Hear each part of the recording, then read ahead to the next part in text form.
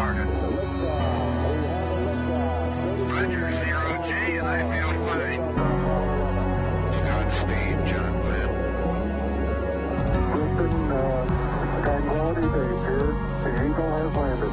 Roger, Tranquility. We copy you on the ground. New possibilities are opening up for scientific cooperation between countries. 1-0. Americans return to space as Discovery clears the tower. Discovery, go and throttle up. Discovery rocket, go for deploy. And everybody in the shuttle program, the crew is go for launch. Roger, nice to be in orbit. We have followed in their footsteps to get us where we are today.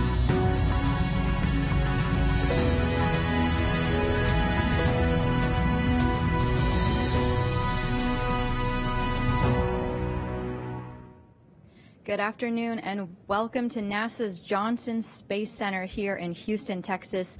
We are live with a press conference with the crew of NASA's SpaceX Crew-7 crew who has just got back from the International Space Station. They had an impressive mission of 199 days in space, 197 of those spent at the International Space Station.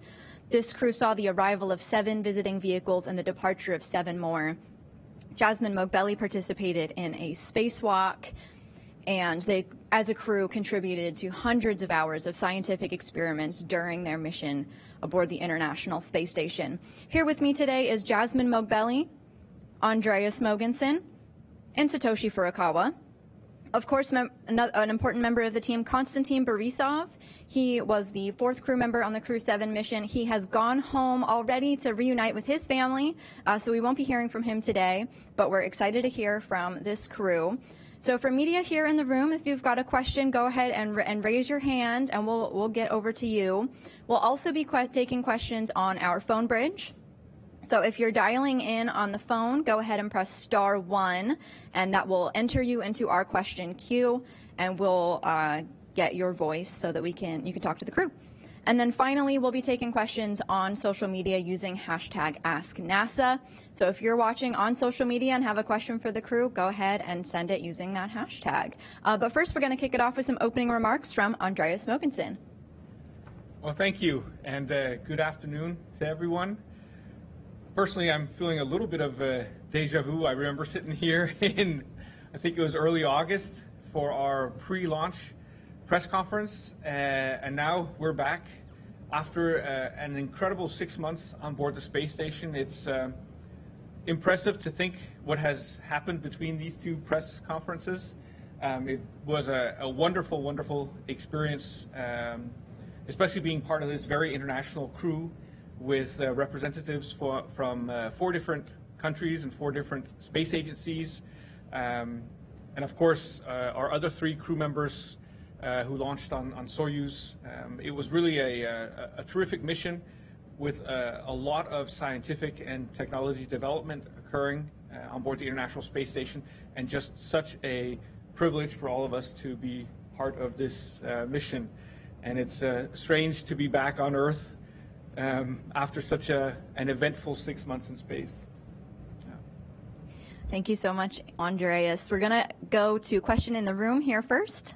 Gina, you want to kick us off? Gina Sinceri, ABC News. I think this is for each of you, but you know, your mission really isn't finished because you are still medical guinea pigs, so to speak. What has the recovery been like coming back from that many months on orbit and 0 gravity? How have you adjusted to that? Sure, I can start off. I was very curious, this being my first mission, how it would feel coming back. You don't. Most people don't get that experience to be away from the 1G environment and then come back. I felt very lucky when I got back. I didn't feel nauseous or motion sickness at all, so it was more a curiosity thing about this feels very weird. I felt very wobbly. My girls still ask me, Mommy, are you still wobbly? Because the first 2 days I was like, oh, Mommy's wobbly, don't pull on me. And then everything just felt very heavy. I remember picking up my sneaker for the first time, felt like a dumbbell. And, you know, if you jump on a trampoline for a really long time, your legs feel like lead afterwards. It was like that to the extreme. My neck was very tired from holding up my head, but very quickly your I felt at least my body like readapted back to gravity, and now I can walk and drive and do a lot of normal things again. Yeah, it's been a process, certainly. You know, from the first few days where, like as Jasmin said, you're kind of very wobbly. You know, you haven't really found your Earth legs yet. And then from there, it just kind of progresses to a little bit of stiffness and soreness in the legs and the back because suddenly you're walking and standing up again. And then just kind of just getting the coordination back. I remember about after a week, I tried to play a little bit of basketball. And in my mind, I knew exactly what I wanted to do when I tried to do a layup, but my legs just didn't really do what I was picturing them doing. And it's just, so it just takes a little bit of time, but it's you know, I would say almost back to normal now after almost 2 weeks. Yes, same here. For the first couple of days, I was not able to look down because I got sick easily, and I wasn't able to put on my shoes by myself. But after that recovery, I felt that the same time, a day or two, I felt that the bowling ball size heavy. I felt the existence of my head, and and my back hurt, and day by day I recovered and got more stable and recovering. Thank you, Gina, for your question. We're going to go over to our phone bridge now. If you've got a question on the phone, please state your name and affiliation and who your question is directed to. We'll start off with Robert Perlman with Space.com.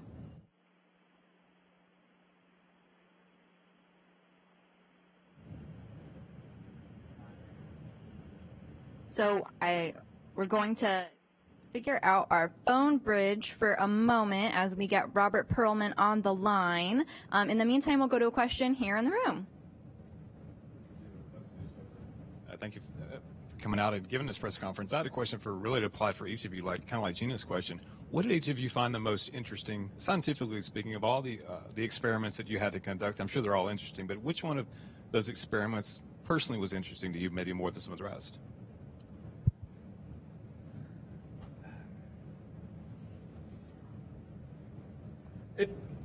No, go ahead. I mean, it's hard to say because, as you said, there are so many interesting experiments.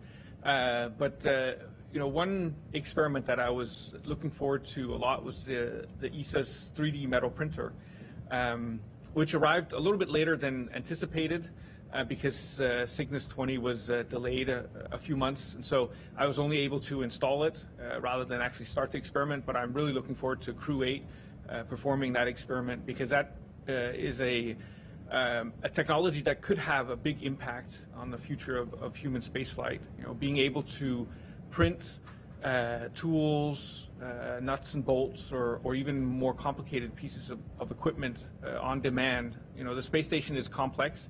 It requires constant maintenance and repair, and we're still very, very dependent on resupply from the Earth. But you know, if we could print things, especially in metal, in the future, that would be incredible.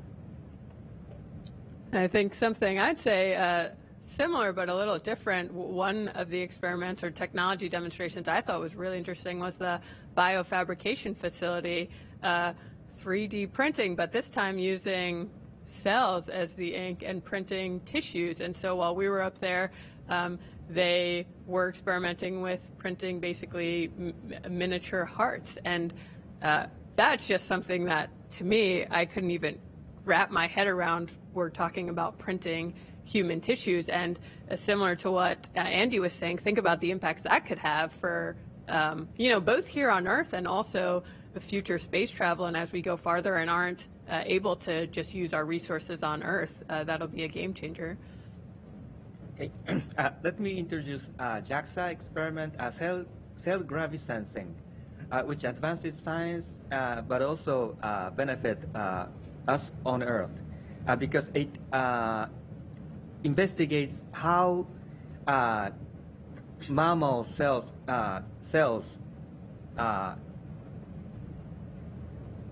detect gravity. And it is a very upstream of the reaction and followed by cell signal transduction and multiple biochemical reactions, and resulting in muscle atrophy or bone loss. So by understanding the very upstream phenomenon, could lead to prevention of muscle atrophy or bone loss encountered in space. And not only in space, but also it could be applied to similar pathology on the ground, muscle atrophy or bone loss. That would be a great benefit for us. We'll take another question here in the room. We have a question over here.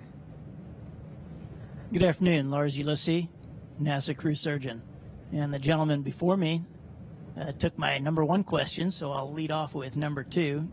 And capitalizing on Andreas's point of eventful, this question would be for each of you. What personally was the biggest challenge for you during Expedition 70? And what do you see as the next big milestone in space travel?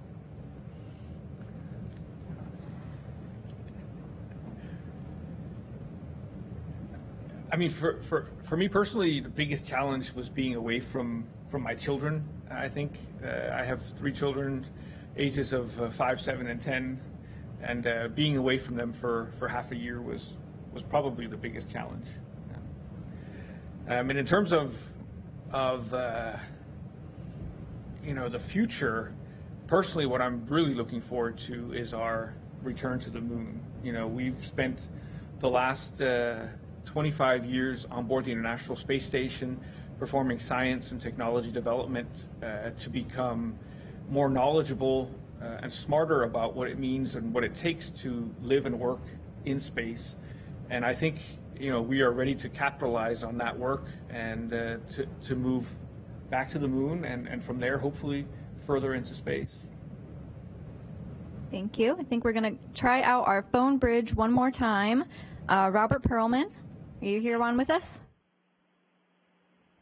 Do you hear me? Yes, we can. Okay. This is Robert Perlman with Space.com.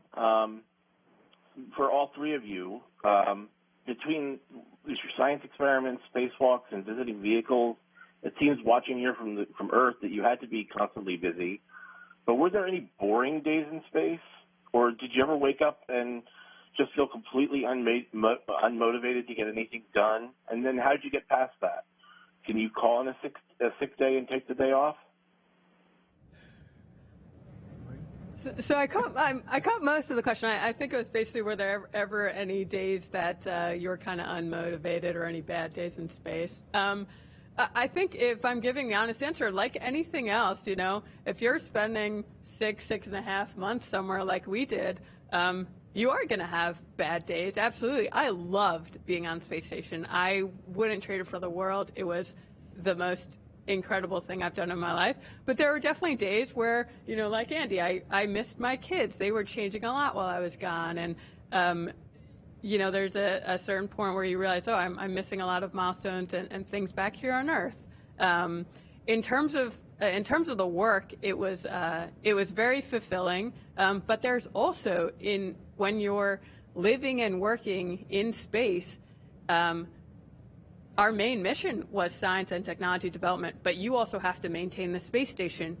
The stowage on space station is quite difficult. I mean, we've been sending things up to space station for like 25 years now. And so there are also a lot of tasks that aren't maybe as fulfilling as others, where you're doing a groundbreaking experiment or a technology demonstration. And so sometimes I think when you're doing those tasks, it doesn't feel quite as fulfilling. But at the end of the day, as I said, I absolutely loved it. I was very sad to leave space station. But to be honest, yeah, there are definitely days that are harder than others. All right, we'll keep going on our phone bridge with Robert Brodsky of Newsday.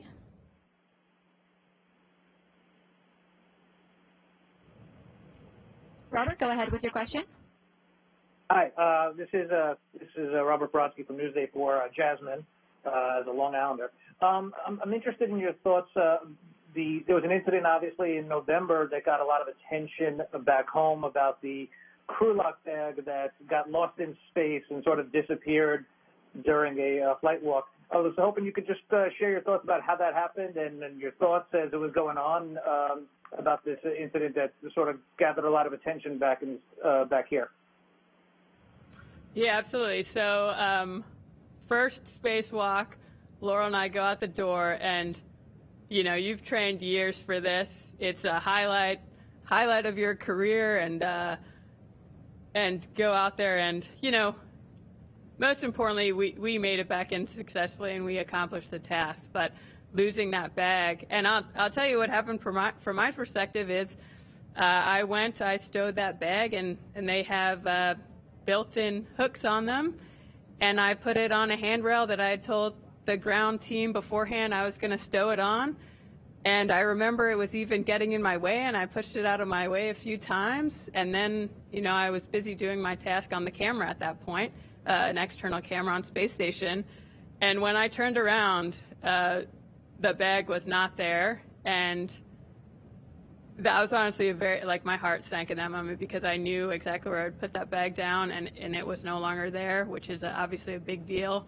And so what I assume happened is the gate on that tether must not have closed all the way around the handrail. And so even though it seemed like it was tethered and acted like it was tethered, it must not have been, and it came off that handrail. And I knew right away it was gone. And that was a very hard moment for me, but I was proud of us. We worked through the rest of that spacewalk. Thankfully, we didn't need that bag for the rest of the spacewalk, and we were able to replace everything in there. Most things we had extra on space station, and some things we were able to send up. But it was definitely a hard moment for me.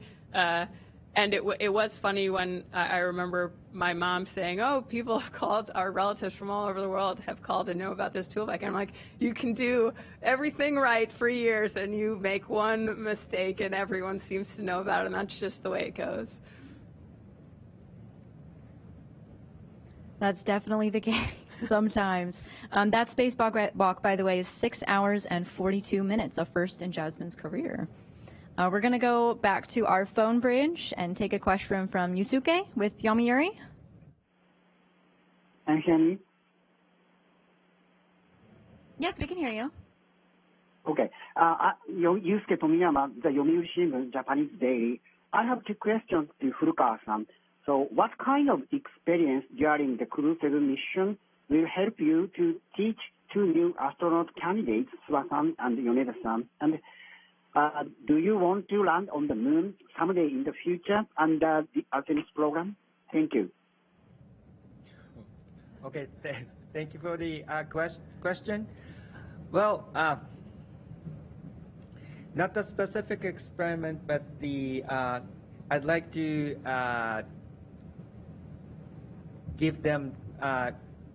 brief them my precious experience on board the space station, and kind of give them kind of tips to live and work on board, and that would help their own missions. And in the future, yeah, under the international cooperation, the human exploration to the moon and beyond would advance. I hope that would go very well. Thank you for your question. Here on our phone bridge, we'll go now to Marvin Marshall with Space Report News. Hi, good afternoon, Crew-7. My name is Marvin Marshall from the Space Report News. Thank you so much for having me today. It's an honor to have this opportunity. My question is for all three of you. During your mission aboard the ISS, what were some of your favorite cities to look down upon, or perhaps what unexpected sights left an impression on you? Thanks again, and welcome back to planet Earth. Well, I mean, I found one of the big challenges is trying to take a photo of a spot that you want to photograph, because you try to time it out, you try to plan your day, and then you make your way to the cupola or one of the other windows, and you get set and you get ready, and then it's just a little bit well, even if it's not cloudy, maybe it's a little bit misty, or the air isn't quite as clear, and then you don't get a good photo. So it's actually quite challenging if you're trying to capture specific targets. So one of my favorite things was the surprising or unexpected things that I saw when I was, just by accident, or not by accident, but just coincidentally flying through or by cupola, and I would say, well, let me just take 30 seconds or a minute to look out, and then seeing some of those unexpected things. And I was quite lucky. I saw a lot of really spectacular things, including a large caldera in Turkey, a mountain chain or a volcano chain in the Aleutian Islands. These were all just spur of the moment, pure luck, where the weather conditions were perfect. It was absolutely clear, and the air was also clear. So I was able to take, very, very sharp images. So that was really my favorite thing, was just these unexpected moments where you happen to fly over something at the same time when the weather was perfect. So we'll go now to our social media questions. And if you have a question on social media, be sure to push hashtag #AskNASA along with your question, and we'll get them to the crew. We'll start off with Patricia Harris on Facebook, who wants to know, what did you miss the most while you were in space? Mine it's three things. It was very easy for me. My family, my kids, my husband, friends and family back home. Real showers with running water. I love taking showers, and you don't have running water like that on space station, and I definitely found I missed that. And then just food, right? We have a great variety and selection of food up there, but at the end of the day, you do have a set menu up there, and you can't just eat whatever you want whenever you want. And you start to realize, food is really a source of a lot of pleasure, just being able to, I'm a big snacker, so those were probably the things I missed the most. Yeah, I mean, the food situation is, for the first 2 months, I was very, very happy with the food. It was great, but then by the third month, I'd eaten everything at least 3 times, and I thought, I don't, now I'm a little bit bored. Well, for me, I missed hot bath, especially onsen, hot spring, because water does not drop and accumulate under zero gravity. So since we've been talking about food, we do have a question from Daria Elena on Instagram, who asks, what was your first meal after arriving back on Earth? Should I start? Okay, well, so I'll give my first lunch and my first dinner. My first lunch was a nice roast beef sub with some Cape Cod potato chips. And then my first dinner was a 16-ounce prime rib with fries. I can't believe you had time to eat. They were delicious. Yeah. I honestly, I went to bed early, and I skipped, I snacked a little bit, but then I skipped lunch and dinner and just went straight to bed. Yeah, same here. I skipped lunch and dinner on the first day, but I had some fresh fruits. Grape. That was great. Don't worry, I ate enough for both of you. The grape was great. I'm glad to hear it. We have a question now from Michael, who wants to ask about re-entry. How did it feel, and did your training prepare you for that feeling? You want to start? Sure. You can never truly prepare for something like that. I mean, there's just no way, even in a centrifuge on Earth, there's just no way to properly prepare for such a dynamic, such a unique event as re-entry. But it was, I would say, what I noticed in particular was the smoothness of the landing compared to my first flight with Soyuz. The Dragon lands in water, and I think that makes a big difference. It was actually kind of a very soft splash. It's almost like standing on the side of a pool with like an inflatable vest, and then just like plopping into the water, and then you come straight back to the surface, and then you're bobbing around a little bit. So a very benign, I would say, landing in Dragon. So I didn't have the experience of Soyuz beforehand like these two did. And so I was really curious, again, similar to, I was curious how it would be like when we landed. I was curious how re-entry would feel. And I remember a few things very prominently. I remember looking up, because I would usually call it to the crew our G's and our altitude as we came through the descent, and I remember seeing 0.2 G's and thinking it felt like 2 G's, and thinking, okay, am I still going to be able to talk at 4.5 G's? Which thankfully I was, but 1 G to me, when we hit 1, that felt so heavy. So that was one thing I definitely noticed. When the drogue chutes deployed, Satoshi and Andy will say it wasn't as dynamic as on their Soyuz, but to me it felt very dynamic when the drogue chutes deployed, I think because your vestibular system is off, so I felt, kind of like we were tumbling around. And I did think the landing was softer than I was expecting. You definitely knew we had splashed down, but it wasn't hard at all. And then I felt like we were really rocking side to side, and then everyone I talked to was like, oh, the water was glass when you landed. There were barely any wind, so definitely felt like a lot more motion than there was.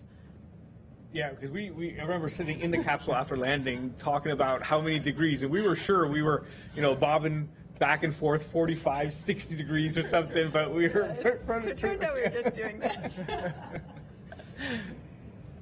I'd like to echo my crewmates, and regarding the parachute operations and landing or splashdown, Soyuz is more dynamic, but still very, very safe with many backup systems prepared.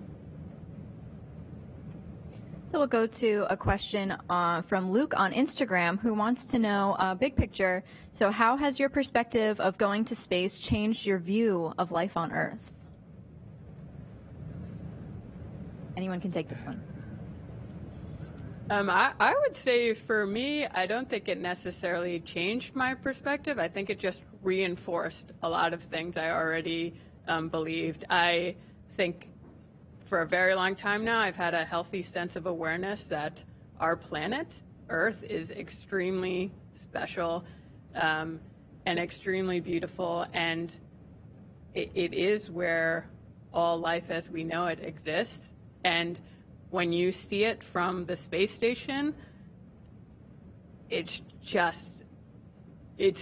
undescribably beautiful. And similar to what Andy was saying earlier, just when I was working out on ARED or just had a moment during the day, I loved floating over to Cupola and looking out, because almost every single time I was amazed at what I saw, and it was always slightly different. And then you just also, this sense of connectedness. I think I've always sensed that, humans have more in common than we have differences. And when you're up there with an international crew working together day after day, and looking back on Earth where everyone is, and you traverse the Earth very rapidly, and so you go from seeing one nation to another just in seconds, and I think you realize, okay, we're really all so connected and all so close to one another. So I don't think it changed my perspective, it just reinforced those things. Yeah, you certainly realize that the Earth is a planet, one single planet, and not, 195 or 200 different countries. Most of the times you can recognize continents rather than individual countries, and so you realize it's our shared home. We're all humans trying to make a daily life for ourselves on the same planet. Yes, similar. When I was asked, where is your home? Before flight, I thought it was Japan or Houston, Texas. But on board the space station, after a couple of months, I thought my home is planet Earth. And I felt a similar way in my previous mission, and this is very similar, and still think my home is the Earth. Thank you to all three of you. Those are some really special answers. We have a lot of questions here about your readaptation back to Earth's gravity. I know we've talked on it a little bit more, but maybe we can talk about kind of the process of what you guys are going through. The question I have is, so once they feel Earth's gravity again and land back on Earth, do these astronauts actually have to learn to walk again, or do you walk pretty much, you're able to walk as soon as you land on Earth? And then another question about asking how that readjustment to gravity has been. Well, I think one interesting thing that we all experienced, because it's part of the suite of physiological experiments that we do, is that shortly after landing, we try to walk first with our eyes open, and afterwards with our eyes closed. And we were all a little wobbly on our feet, but still capable of walking more or less in a straight line as long as our eyes were open, because they were our primary source of balance after having been 6 months in space. But with your eyes closed, because you haven't used the sense of balance in your ears for 6 months, your brain has to, sort of reinsert that sensor into its suite of sensors, and so that takes a while. And so with your eyes closed, it's almost impossible. I would say it is impossible to walk in a straight line, which we all quickly discovered. But now, 2 weeks later, it's no longer a problem. Our brains have learned to sense balance using our vestibular systems in the ears again. But it was certainly interesting the first day or two to see how much our bodies had changed. I did a nice tap dance for that eyes closed test. So going back to before your mission all began, Abby wants to know, what was the hardest part about preparing for your mission? For me, it wasn't necessarily related to the specific training or what we were doing. It was we were traveling a lot, but we were gone a week, back a week, gone 2 weeks back, and that just in and out the door, especially with family and with younger kids, I think that was the hardest part of, they'd get in a routine back home, and then all of a sudden I'd be there again, and then be gone. And so I think that was probably the most difficult part of it for me and our family. Yeah, we tend to focus on the 6 months that we're actually in space, but the full mission is actually much longer. It starts 18 months prior to launch, and then it continues for at least 6 months afterwards. And so that as Jasmin was saying, that's being in that whole flow can be difficult. Nothing special. It's always fun to learn new things. So we have a question from Deja now, who wants to know, we've touched on some things, likes and dislikes, but she wants to know, what was your favorite part about space and your least favorite? Jasmin, do you want to kick us off? Oh boy. Okay. It's a top. I'm going to give my 3 favorite things about space because I can't pick. One was my crewmates. Satoshi, Andy, Loral, and I spent a lot of time together, and then Kostya, Alek, and Kolya. And for me, the people make the mission, and we laughed so much up there, and I just really had a great time. So that was definitely one big thing for me. Floating, I had dreamed about flying and floating as a kid a lot, and it totally lived up to expectations. I never got tired of it. I was playing with it till the very end of the mission, and I'm very sad that I can't float here. And then I'd say the final thing was looking out the window. You just can't beat that view, and it was spectacular every time. And not just looking at Earth, but even looking at the space station itself, and just thinking about, wow, we built this thing here orbiting the space as a team, an international team together, and it's really a marvel of engineering, and such a cool thing. And your least favorite? My least favorite, doing stowage on space station. That was actually one of my favorite things. It was. It worked out. Andy loved doing stowage.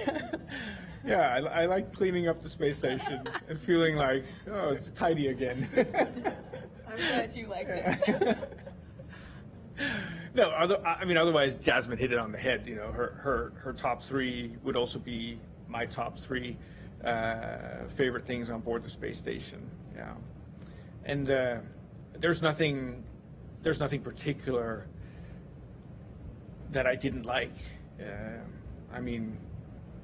As we talked about a little bit earlier, after a few months, I would have liked some different food, but apart from that, everything was great. Well, under zero gravity, things can easily be lost, floated away, and then lost. That might be kind of challenging. I still like it, but challenging. Definitely. So we do have this question from social media, and Jasmin brought it up. So since you guys were talking about how much you laughed and had a good time on Space Station, Emily on Instagram wants to know who told the best jokes in space. So, I don't know, that's a tough one. I think we were all pretty hilarious, but Satoshi would sometimes come out of nowhere with something and just make us all laugh. A few things come to mind, but one, for example, one time Loral, Satoshi, and I were trying to get Andy's attention, and Andy just wasn't hearing us, and Satoshi goes, Andy, Andy, Andy.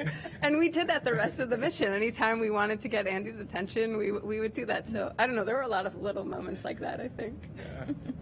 Yeah. Actually, I thought, having talked about the tool bag, I thought you were going to bring up that moment, because one time we were in Node 1, I think having lunch or dinner or something, and Satoshi had been out in Cupola taking pictures, and then he comes in and he's like, oh, I'm very, very, very sorry, but, I took this picture, and we were all thinking, what's going on? And he had managed to take a picture of the tool bag as it was transiting Mount Fuji. Right? Yeah. Satoshi had been trying to take a picture of Mount Fuji and then ended up with a picture of the tool bag. It was very, very impressive.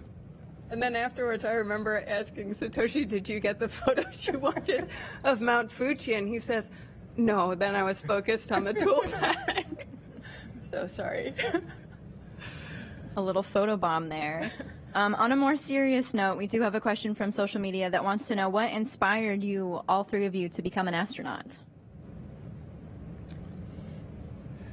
I mean, for me, for me, what's so special about the job of being an astronaut is really it's about exploration in the broadest sense possible. It's about not just expanding our horizons physically, but also in terms of knowledge. We travel into space, but we're also conducting science, for the benefit of all of us. It's about pushing the boundaries, expanding our knowledge, and becoming smarter about ourselves, our world, and the universe around us. And that I think is the most exciting thing you can do. And the fact that the job as an astronaut combines both the mental exploration that is science with the physical exploration of actually traveling into space yourself, those two aspects make it the most fascinating job you can have, I think. Okay, thank you for that response. Did you have a question? Okay. So that is about all of the questions that we have. I want to leave us on a note. So my question to you all is what comes next? I imagine you guys are probably going to head home, see some family. Is there any readaptation left to go through? Where do you go from here?